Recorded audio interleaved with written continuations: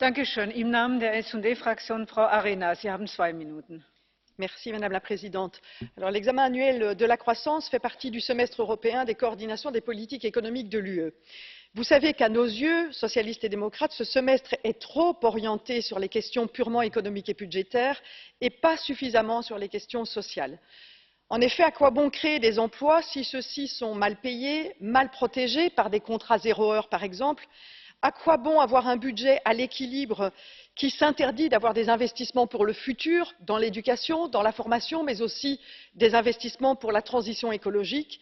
À quoi bon avoir de la croissance si celle-ci génère des inégalités de plus en plus présentes aujourd'hui en Europe? N'est-il pas vrai que les inégalités sociales et culturelles sont le principal danger de la démocratie et nous le vivons aujourd'hui dans beaucoup de pays européens?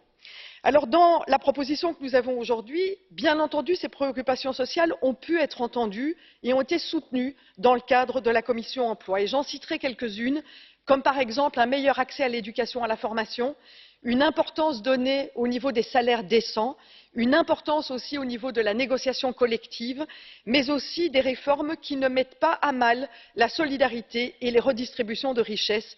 Et je terminerai par les investissements dans la transition écologique.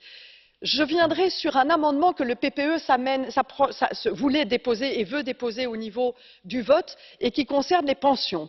Selon le PPE, la seule solution pour avoir des pensions décentes, c'est de pouvoir avoir des pensions privées. Eh bien, j'aimerais dire au PPE que les pensions privées sont le principal obstacle à l'égalité entre les hommes et les femmes. Les femmes, aujourd'hui, ne bénéficient pas des piliers de pension privée. Et donc dire qu'on va régler le problème des pensions par les pensions privées, eh bien, c'est renforcer l'inégalité aujourd'hui à l'intérieur de l'Europe vis-à-vis des femmes. Et donc, nous nous opposerons à cet amendement parce qu'il y a d'autres solutions pour régler la question des pensions. Merci.